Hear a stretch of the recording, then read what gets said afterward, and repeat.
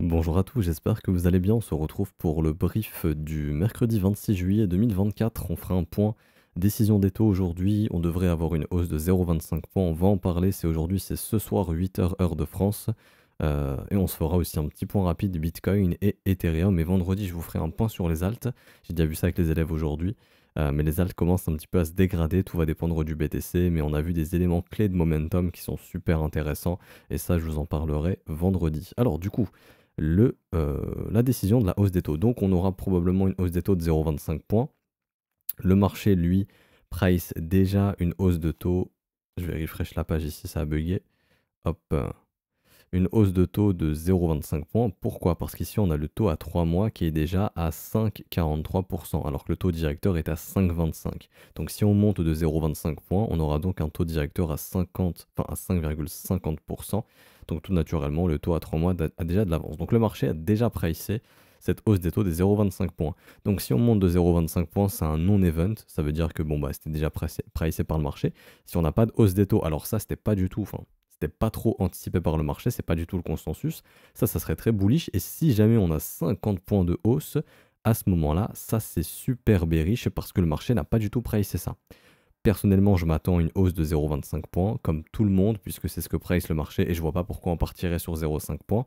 L'inflation continue de diminuer comme il faut, c'est-à-dire que, je vous montre ça rapidement, mais il y a un site qui s'appelle Truthflation, j'en parle assez souvent ici, qui montre l'évolution de l'inflation, et on continue de bien baisser, hein. Si on regarde sur les derniers 6 mois, l'inflation baisse bien. Eux, ils reportent ça à 2,5% pour l'instant. On a eu une chute à 2,1%. On remonte un petit peu, mais bon, l'inflation reste quand même orientée à la baisse, donc j'ai envie de dire pour l'instant ça va.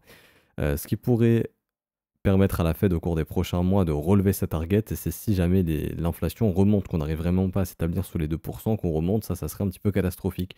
J'en ai parlé aux élèves tout à l'heure, mais les marchés ont un temps d'avance sur ce qui se passe dans l'économie réelle, et par exemple cette deuxième jambe haussière qu'on a eue, cette jambe haussière qu'on a eue des indices américains qui dure depuis fin 2022, début 2023, ça pourrait indiquer peut-être une future seconde hausse de l'inflation.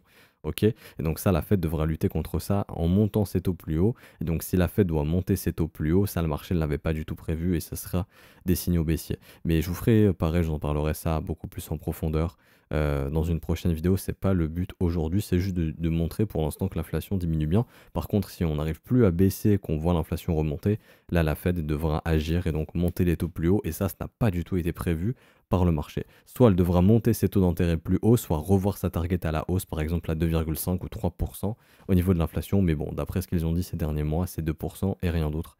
Donc ce serait plutôt une hausse des taux supplémentaires. On en est loin, mais bon, pour l'instant, l'inflation continue de baisser. Et donc le Bitcoin dans tout ça. Alors, le Bitcoin, graphiquement, ça s'est un petit peu détérioré dans le sens où euh, on a eu la cassure de la zone de combat au sud, donc ça a été résolu. Maintenant, ce qu'on attend de voir, c'est est-ce que ça réintègre. Si ça réintègre, ça pourrait être haussier. Si ça ne réintègre pas, c'est bearish et il faudra s'attendre à des retracements plus profonds. Également, un biais que j'utilise, EMA13, EMA30, qui me montre un petit peu la tendance à switch et bear. Donc la dernière fois que c'est arrivé, c'était vers ces eaux-là, avant le mouvement baissier qu'on avait eu. Ça avait reswitché bull, et là, c'est en train de reswitcher bearish à nouveau. Donc attention, vigilance justement. Moi, c'est un indicateur que j'aime bien utiliser pour suivre la tendance. Donc là, clairement, on peut dire que ça s'est un petit peu dégradé techniquement. En plus de ça, on a ici, en weekly, une éventuelle pattern de retournement baissière. Donc si le prix vient clôturer sous les 29 900 $, juste ici, on va avoir un petit triangle qui va se former. Donc un triangle orange qui est un signal baissier. C'est un indicateur qui est fait par un développeur de l'école. C'est fait maison. Et pourquoi il sera orange? Parce qu'en fait, on est déjà sous l'effet d'une divergence baissière ici. Donc le dernier triangle qu'on avait eu, il était là, il était gris, rouge ici, et donc là, donc c'était les résistances, hein. Le marché a bien marqué une résistance, et donc là, pareil, si on clôture de cette façon, on aura à nouveau un triangle orange ici qui marquera bien la résistance. Et donc ça, c'est un signal baissier qui pourrait indiquer une zone de top ici, avec du coup la zone de bottom qui était ici, et donc le range, l'hypothèse qu'on avait déjà vue sur ce rebond justement de mi-juin, pour ceux qui s'en souviennent, euh, quand j'avais tracé justement ce fameux range, mais qu'on peut aussi retrouver ici, ok. Et donc le gros range également d'ici. C'était l'hypothèse de base, hein. Donc le marché était dans un range, donc déviation, haut de range, pourquoi pas retour bas de range dans ces prochaines semaine. En tout cas, quoi qu'il en soit, les stops ont été chassés au sud, ok? Ça veut dire que là, c'est vraiment une zone de prix où les acheteurs doivent se réveiller. Aujourd'hui, avec la hausse des taux, ça sera un événement de liquidité. Il faut que les acheteurs se réveillent. On est sur le premier arrêt du mouvement haussier qu'on a eu depuis mi-juin. S'il y a bien un endroit où on doit redéclencher bullish, c'est ici. Également, tous les stops ont été pris. C'est bon, là, tous les stops sont pris du range, ok? Tous les stops ont été déclenchés. Donc, si les acheteurs se montrent, c'est ici qu'on doit retrouver de la force. Et si on retrouve de la force haussière, personnellement, je pense qu'on va venir récupérer tous les stops au-dessus des 30 400. Il y a beaucoup de liquidations qui attendent vers ces niveaux de prix. Ok, donc jusqu'à à peu près 30 600 $, voire même 30 800. Mais là, il y a beaucoup de liquidations vendeuses. Donc pour moi, si les acheteurs se réveillent, je pense qu'on va venir chercher cette zone de rechargement de short. Comme j'avais dit lundi, le plus important, si on y vient, ok, parce que si on n'y vient pas et que ça casse directement au sud, bon bah là c'est bearish et on se pose pas 6000 questions, et donc il y aura de grosses probabilités de revenir dans la zone de rechargement ici, donc entre 27 300 et 26 200. Mais en revanche, si le prix ici arrive à casser et à partir dans cette zone de rechargement de short en chassant tous ces stops, le plus important, c'est comment se comporte le prix. Si le prix se comporte bien, c'est bullish. Tant que 38,2 est maintenu, objectif, essayer d'aller chercher des plus hauts. Par contre, si 38,2, enfin pardon, par contre, si derrière on vient faire ce mouvement et que là le prix faiblit, pour moi c'était le dernier exit, ok. C'était en gros la dernière chasse au stop, on chasse les derniers vendeurs, on récupère tous les stops d'ici, et donc derrière on fera ça. Et donc on aura la structure baissière ici qui se formera en daily. Donc en fait, tac, tac, on vient récupérer tous les stops d'ici, et derrière on fait ça. Ok, donc ça sera signal de top, inversement de dynamique, et il y aura tout bah, pour spéculer sur un retour, peut-être, hein, je dirais, entre 26 et 25 000 $, très probablement, voire plus bas par la suite. Mais bon, ça encore une fois, on verra.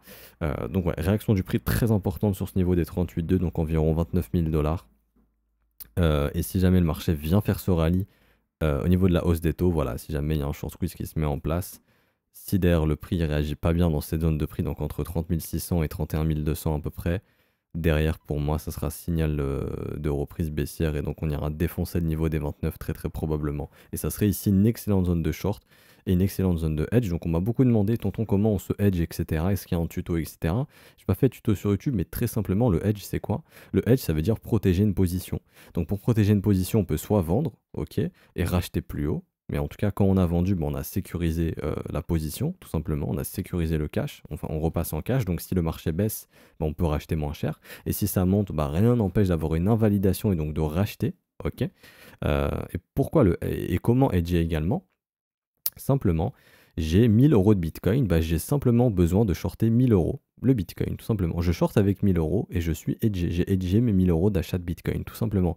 Il y en a qui m'ont dit, oui, mais ça revient à vendre, etc. Pourquoi on vend pas directement? Parce qu'en fait, il y a ce biais qui peut se déclencher quand vous vendez. Vous avez peur de racheter plus haut. Ce que je peux comprendre, ça peut être difficile de vendre un truc à, par exemple, 30 000 $, et puis, enfin 31 000, et puis de devoir le racheter à 32 ou à 33. Mais si la tendance reste haussière, et qu'il n'y a pas de retournement de marché, vous pouvez capturer plus de profit plus haut. Ok, après, l'objectif, bien sûr, c'est de bien gérer son risque.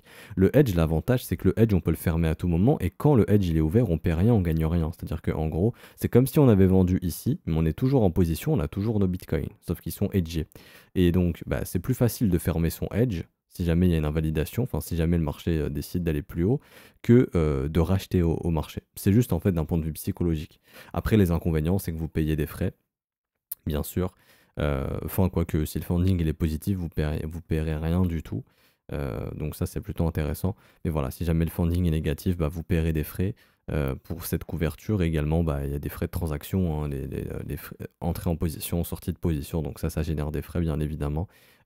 Mais c'est les prix à payer, hein. Vous voyez ça comme une assurance qui vous protège justement d'un retournement de marché. Donc il y a quelques petits euros à payer, quelques micro-pourcentages à payer pour protéger sa position. Certains trouvent ça intéressant, certains non. Voilà, ça dépend de vous. Maintenant, ce qu'il faut savoir, c'est que faire ça, vous pouvez pas le faire par exemple sur des plateformes comme Binance, etc. parce que les produits proposés pour faire ça sont interdits pour la majorité des Européens. Mais par exemple, vous pouvez faire ça sur BitGet, par exemple, qui propose ça sans problème et sans KYC d'ailleurs. Donc d'ailleurs, si vous voulez vous inscrire à avoir des réductions, bah, n'hésitez pas avec notre lien partenaire, vous aurez aussi une possibilité de participer à nos concours et puis aux super airdrops qui sont proposés par Bitget. En fait, il y a plein d'événements sur Bitget, c'est ça qui est cool, plein de tokens à gagner, donc n'hésitez pas à les jeter un œil. Et le Edge, il est dispo sur Bitget et malheureusement, c'est plus dispo sur pas mal de plateformes hein, en Europe comme OKX, Binance, bah, Coinbase, c'est pas dispo non plus. Bybit, je sais pas du tout. Mais en tout cas, je sais que Bitget, c'est dispo. Donc voilà, si jamais ça vous intéresse, n'hésitez pas à checker. Avec notre lien, vous aurez des avantages. Pas grand chose d'autre à dire, sincèrement, pour moi. Donc, niveau clé, 38,2, soit ça réenclenche ici, ici ça réenclenche haussier, pour moi, on viendra dans cette zone. Et derrière, plus important, la réaction du prix. Si c'est ça, bon bah let's go. On ira péter les 31 800 probablement. Si ça réagit mal, pour moi, c'est une dernière opportunité de prendre des bénéfices ou de se hedger ou de shorter le marché pour quelqu'un qui veut être exposé short. Ok. Pas plus à dire ici pour aujourd'hui pour le BTC. Ethereum assez similaire, puisque Ether, euh, enfin un peu plus bearish même parce qu'on est en train de perdre les 38,2. On n'a pas encore chassé tous les stops.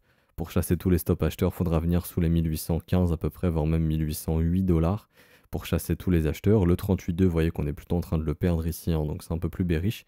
Par contre, même chose, beaucoup de stop loss accumulés, parfaitement dans la zone de rechargement de short.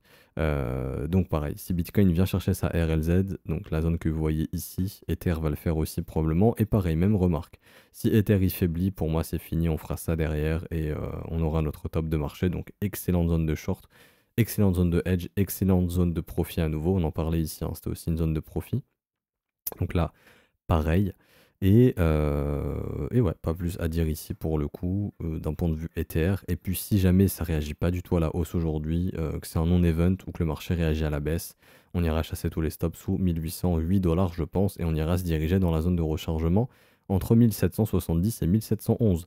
Si on fait ça sur Ethereum, vous vous rappelez, on va casser le dernier creux ascendant. En plus de ça, le billet est en train de devenir bearish, donc en train d'indiquer un début de tendance baissière. Mais si on vient casser les creux d'ici, on aura des cassures de creux ascendants, et donc à ce moment-là, le plus probable, c'est des sommets descendants. Donc sommet descendant, ça peut être sur un 38,2. Donc ça voudrait dire que par exemple, voilà, si on fait un mouvement baissier comme ça, on aurait un rebond grand max sur les 1860, quelque chose comme ça pour une continuation baissière. Ou alors, ce qui n'est pas impossible, on casse les creux, objectif probable de trouver des sommets descendants, on localise la zone de rechargement de short et tous les stop loss. Donc là, ça voudrait dire un gros rebond et un dernier rebond, comme ça, pour ensuite faire ça. Ok? Tout simplement. Si vraiment on casse ces creux, tant qu'on ne casse pas ces creux, il est tout à fait possible de continuer de maintenir cette dynamique haussière avec ces creux ascendants et d'essayer d'aller chercher du sommet ascendant. Ok? Mais bon, là actuellement, si on casse les creux, franchement, c'est vraiment pas top. Donc, bah, j'ai pas plus à dire ici, honnêtement, pour Ether non plus. Je vois pas grand chose d'un point de vue order flow, que ce soit sur Ether et Bitcoin. On a eu beaucoup de funding négatifs, là, les fundings sont remontés, donc c'est un peu la crainte. Je crois que je l'avais évoqué sur YouTube, mais j'en ai parlé avec les élèves, où les gens étaient bearish dans le range du Bitcoin, et une fois que ça casse au sud, les gens sont dans une optique de buy the dip. Et tant que les gens seront dans cette optique d'acheter les dips, si vraiment le prix dip et que les fundings restent hauts, ça indiquera probablement que les gens essaient d'acheter les dips et donc ça apportera le prix plus bas que ce soit sur Ether et Bitcoin. Ok, c'est un petit peu le point psychologique ici qu'on pouvait faire. Voilà, donc j'ai pas grand chose d'autre à dire pour BTC et Ethereum. Au niveau macro, les indices américains ont toujours majoritairement shorté, donc j'ai envie de dire tout va bien pour eux. Pour le moment, il y a juste une petite pattern de retournement baissière, donc c'est pour ça que notre indicateur nous a mis ici un petit triangle orange. C'est un signal de sommet, mais de sommet ascendant. Sommet ne veut pas dire top. Et reprise baissière. Sommet veut simplement dire, bah, dans un marché, vous avez des creux et des sommets ascendants. Et donc là, on serait sur un sommet ascendant pour essayer de trouver un creux ascendant, parce que la majorité est toujours majoritairement short sur les indices américains. S&P 500, 71% short. Wall Street, donc Nasdaq, 79% short. C'est énorme. C'est vraiment énorme. Donc tant que cette majorité sera short, on peut imaginer que les indices américains pourront continuer leur rallye haussier. On est sur des niveaux clés aussi sur le Nasdaq. C'est pas grave hein, si jamais on continue de baisser. Si on casse le niveau franchement des 14 800 dollars, là je me poserai beaucoup de questions sur ce rallye, mais tant qu'on casse pas ce niveau, pour moi ce rallye est intact et le Nasdaq peut totalement continuer d'être haussier ici pour le moment. Donc ça va à ce niveau-là. Et puis le dollar index, on en avait parlé, je vais revenir dessus pour finir ce brief aujourd'hui. On a réintégré le range. Maintenant, la question, c'est est-ce qu'on repasse en dessous? Si c'est le cas et que derrière, il n'y a pas de structure haussière comme ça, bon, bah, c'est que c'était échec de réintégration, continuation baissière et donc le dollar index ira dans sa zone de rechargement. En revanche, si on fait une structure haussière comme ça, vous vous rappelez après une cassure baissière, on n'est pas censé voir des structures haussières comme ça. Et si on fait ça, là, ça augmente les chances d'aller casser dans l'autre sens et d'avoir un rallye haussier du dollar index. Donc ça sera important à surveiller. Pour le moment, il n'y a rien d'haussier ici sur le dollar index, je tiens à vous le dire. Donc en termes de probabilité, ça serait plutôt une direction baissière hein, et une poursuite de la chute du dollar. Mais bon, à surveiller si jamais on n'a pas des structures haussières. Si c'est le cas, vraiment, faudra faire attention parce que ça pourrait faire justement un rallye haussier du dollar et les crypto-monnaies détestent un dollar index haussier. Donc ça, faudra faire attention. Mais pour l'instant, le dollar index est toujours baissier. Donc il n'y a pas de souci à ce niveau-là. Je m'arrête ici pour aujourd'hui, j'espère que ça vous aura plu. Si c'est le cas, n'hésitez pas à laisser un petit pouce bleu, vous abonner si ce n'est pas déjà fait. Normalement, j'ai pu régler les problèmes de fluidité, je suis désolé pour le précédent brief, ça buguait un petit peu. C'est juste le navigateur qui n'était pas à jour et il y avait des modes d'économie d'énergie activés, ce qui réduisait la performance, etc. Normalement, tout est bon, j'espère je verrai au retour, mais si jamais ça saccade encore, je suis désolé, je vais essayer de fixer ça, mais normalement là c'est bon, tout devrait être correct, parce que j'ai un setup portable actuellement, je ne suis pas à la maison, donc c'est pour ça, mais normalement tout est bon. Si vous souhaitez rejoindre l'école et vous former, avoir accès au brief privé que je fais avec les élèves et aussi à la formation et au setup qu'on voit ensemble, n'hésitez pas, vous pouvez nous rejoindre dès aujourd'hui. Plus besoin d'attendre le premier de chaque mois. Si vous rejoignez aujourd'hui pour un mois, votre renouvellement sera le 26 août. Si vous décidez de ne pas renouveler, vous pouvez, c'est sans engagement. Vous pouvez annuler l'abonnement quand vous le souhaitez, il n'y a pas de souci. Ça commence à 49 € par mois. Et après, plus vous prenez des abonnements long terme, plus vous avez des réductions. Donc par exemple, sur l'abonnement annuel, il y a 36% de réduction. De base, il devrait être à 588, mais là, il est à 380, donc n'hésitez pas à en profiter. Le lien, il est en description et en commentaire, donc école-tronfzio.com et je vous mets ça en commentaire épinglé. Également, si vous souhaitez rejoindre la newsletter, n'hésitez pas, c'est gratuit. J'ai pas le lien ici, mais il sera en commentaire épinglé. C'est gratuit, il y a juste à mettre votre mail et vous pourrez rejoindre la newsletter. Et puis, si vous souhaitez vous inscrire sur BitGet, et va pouvoir faire du hedging, etc. Des choses qu'on peut plus trop faire sur des plateformes classiques parce que ces produits sont plus disponibles. C'est dispo sur BitGet si ça vous intéresse. Encore une fois, vous êtes libre hein, de faire ce que vous voulez. Mais si jamais vous vous inscrivez avec notre lien partenaire en commentaire épinglé, vous aurez justement la possibilité de participer à nos concours, également des réductions quand elles sont disponibles, etc. etc. Choses qui seront peut-être pas forcément dispo si vous vous inscrivez pas via notre lien. Donc c'est des avantages en plus pour vous. Je m'arrête ici. Bonne journée à tous. On se retrouvera donc je pense vendredi. Ciao ciao.